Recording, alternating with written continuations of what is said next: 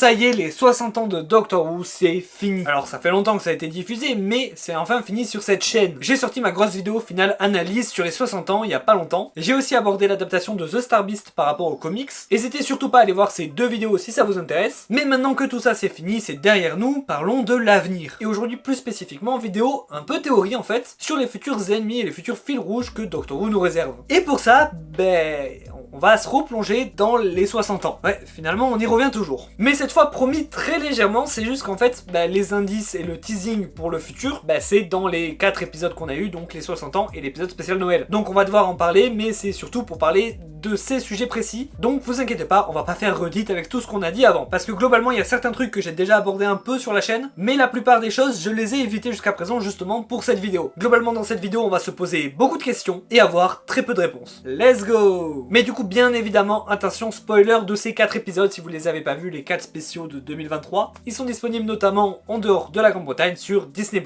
Et donc, c'est parti!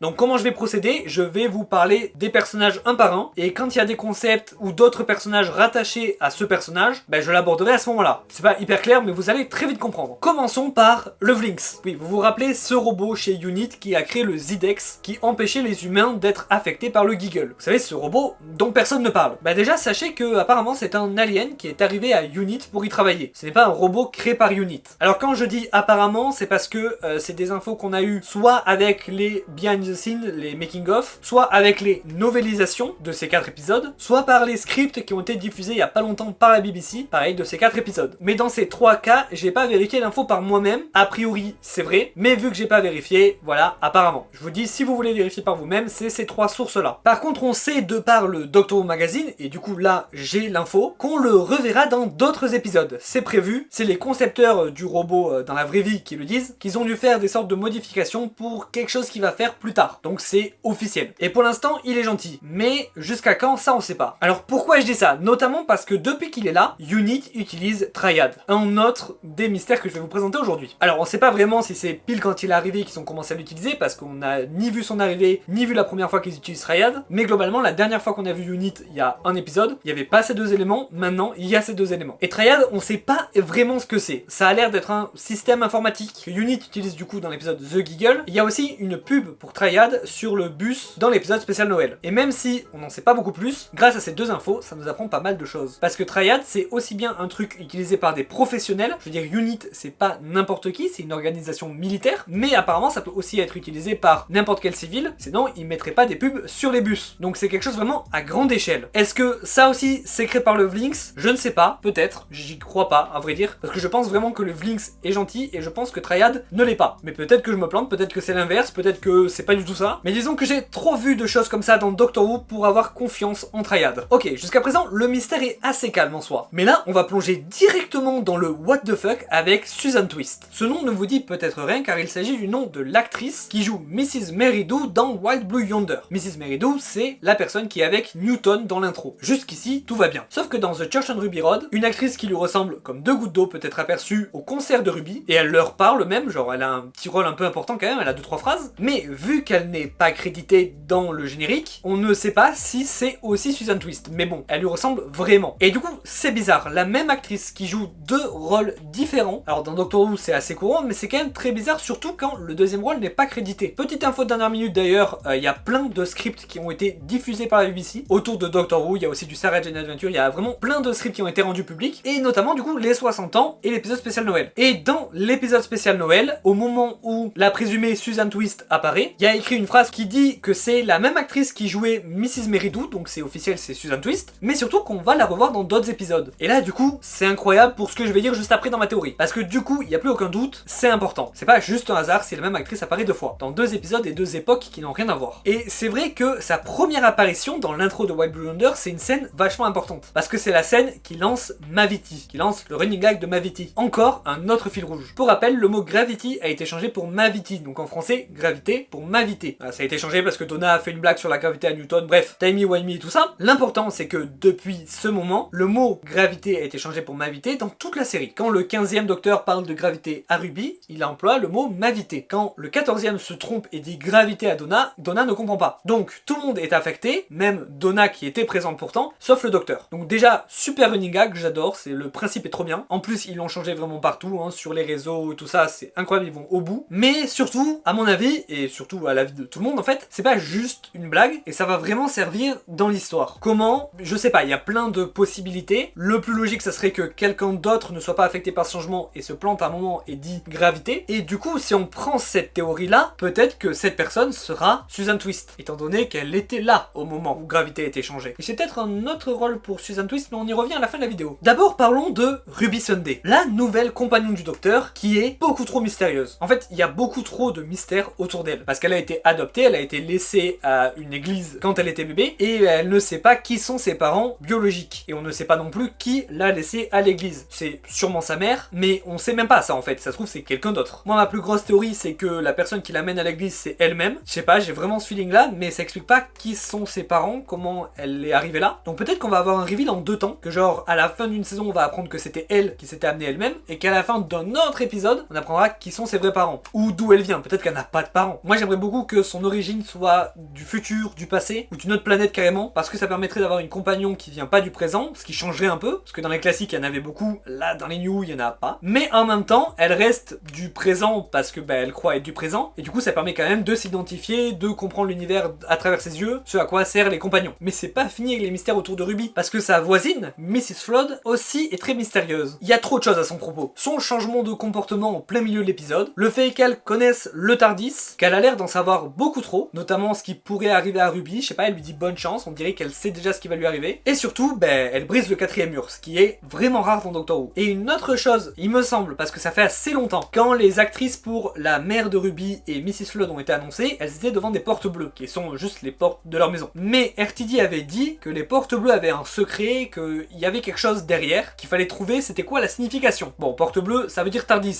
la plupart du temps. Mais je pense vraiment qu'il y a un truc à creuser là-dedans. Moi, je reste sur ma théorie, je crois que j'en ai jamais parlé sur ma chaîne YouTube, j'en ai parlé sur mon TikTok, n'hésitez pas à aller voir mon TikTok. Ma théorie, c'est que Mrs. Flood a rencontré le docteur dans sa jeunesse, que nous, on l'a pas encore vu, qu'on va le voir plus tard, dans un futur épisode où le docteur, sûrement sans Ruby, parce que sinon elle connaîtrait Ruby, mais bref, il va tomber sur Mrs. Flood plus jeune, pourquoi pas même la faire monter en Tardis et tout, c'est comme ça qu'elle connaît le Tardis, et qu'en fait, quand elle voit le Tardis disparaître et qu'elle est choquée, elle est pas choquée parce qu'elle voit quelque chose disparaître, elle est choquée parce qu'elle se dit « Ah, cette cabine téléphonique était pas juste une cabine téléphonique, c'était le fameux Tardis que j'ai vu dans ma jeunesse. » J'aime beaucoup cette théorie, ça explique pas du tout le brisage de 4e mur, je vous l'accorde. Mais ce brisage de 4e mur me rend complètement fou, c'est jamais arrivé dans Doctor Who en fait. Bah si, plus ou moins, mais c'était pas vraiment dans le lore, enfin, ça brisait le 4e mur pour les spectateurs, mais c'était pas important dans l'histoire. Là, ça a l'air d'être important dans l'histoire et ça me rend fou. Mais maintenant, il est temps de s'attaquer aux méchants, aux futurs ennemis du Docteur. A commencer par The Boss. C'est l'ennemi que mentionne Bib de Mip à la fin de The Star Beast, et celui-là, j'en suis sûr, on le connaît. Alors, par on le connaît, je veux dire, c'est un ennemi qu'on a déjà vu dans la série et qui va revenir. Pourquoi je dis ça? Parce que Bib de Mip dit clairement que The Boss cherche une créature à 2 cœurs. Et dans l'univers de Doctor Who, il y en a pas beaucoup. Bon, il y a Bib de Mip, mais visiblement, c'est pas Bib de Mip, sinon le boss aurait trouvé déjà. Et il y a les Time Lords. L'un des seuls Time Lords qui reste, c'est le Docteur. Je pense que c'est un ennemi qui a été battu par le Docteur dans le passé, qui cherche à se venger du Docteur et qui le recherche du coup. Et maintenant que Bib de Mip va le prévenir, j'imagine qu'on va voir le retour d'un ancien ennemi. Après, qui c'est? Je sais pas. Mais si de tous les personnages mystérieux devait y en avoir au moins un, c'est un ennemi qu'on connaît déjà et qui va revenir, c'est The Boss pour moi. Et en vrai, ça peut être Rassilon. Parce que Rassilon sait que le Docteur a 2 cœurs, vu que c'est lui aussi un Time Lord. La dernière fois qu'on l'a vu, il a été exilé de Gallifrey par le Docteur, donc concrètement, il pourrait chercher le Docteur pour se venger. Ça lui ressemblerait bien. Ensuite, le maître. Là, pour le coup, rien de mystérieux, hein, c'est le maître, on sait qu'il va revenir. La dent en or où il est dedans a été ramassée à la fin de The Giggle, mais par qui? Ça, c'est la question. C'est vraiment une main similaire à celle qu'il avait ramassée déjà sous forme de bague dans les vieux épisodes de Tenante, mais ce n'est pas la même personne parce qu'il me semble que cette personne est morte dans la série. J'ai vu beaucoup dire que c'était sa femme, c'était pas sa femme. Sa femme était pas du tout pour le ressusciter à l'époque. C'était une autre personne qui, il me semble, s'est fait tuer quand il a été ressuscité justement. Mais peut-être qu'on connaît quand même cette personne. En tout cas, le maître va revenir. Nouvel acteur ou nouvelle actrice sûrement. Donc je suis méga hype. D'ailleurs, j'ai un petit guess à ce propos. Pour moi, le prochain acteur-actrice à jouer le maître, ce sera Helena Bonham Carter. Pourquoi? Tout simplement parce qu'apparemment, selon RTD, on lui a proposé un rôle dans Doctor Who il y a pas si longtemps. Et c'est RTD lui-même qui lui aurait dit de refuser, donc j'imagine que c'était pas sous l'ère RTD, mais ça je sais pas. Mais RTD lui aurait dit de refuser parce que le rôle n'était pas assez important pour elle, parce qu'ils se connaissent assez bien de ce que j'ai compris. Et il a clairement sous-entendu que d'autres rôles pourraient plus lui convenir plus tard. Donc on peut s'attendre à la voir arriver dans Doctor Who plus tard, et je la vois trop bien dans le rôle du maître. Enfin de la maîtresse du coup, de Missy. Bon, il nous reste deux entités à traiter, les deux plus mystérieuses et sûrement les deux plus puissantes. Tout d'abord The One Who Waits, la seule entité que le Toymaker a fui. Pour moi je le dis clairement, ça peut être quelqu'un qu'on connaît. C'est quelqu'un qui attend, du coup, apparemment, mais qui attend quoi déjà? Peut-être le bon moment pour attaquer le docteur. Mais ce qui me fait dire un peu que l'entité ne connaît pas le docteur, c'est comment le Toymaker en parle. Il dit que c'est le jeu de quelqu'un d'autre, pas ah tu verras plus tard, un truc comme ça. Après ça peut juste vouloir dire que c'est pas son jeu à lui. Ok, après analyse, apparemment dans la novélisation c'est plus clair. Il dit clairement que le docteur va rencontrer The One Who Waits, et ça l'amuse de voir que le docteur ne sait pas qui c'est. Donc peut-être que le docteur est censé savoir qui c'est, et vu qu'il sait pas, ça amuse le Toymaker. Mon guess préféré c'est que c'est Omega. J'adorerais le voir revenir, et franchement ça correspond à peu près tout, donc si c'est pas lui, j'espère quand même qu'il va revenir ailleurs. Mrs. Flood aussi ça correspond un peu parce qu'elle attend une bonne partie de l'épisode quand même, et qu'elle brise le quatrième mur, ce que même le Toymaker ne peut pas faire, donc elle serait peut-être plus puissante, et ça serait pour ça que le Toymaker n'a pas voulu interférer. Après, peut-être que Mrs. Flood c'est Omega. Je viens d'avoir cette théorie de la canchon, hein. Mais en fait, Omega c'est un Time Lord de base, donc bon, il y a eu quelques modifications où il peut peut-être plus se régénérer, mais s'il peut encore se régénérer, à tout moment Mrs. Flood c'est Omega et c'est The One Who Waits. Mais j'ai une autre théorie pour Mrs. Flood et on y revient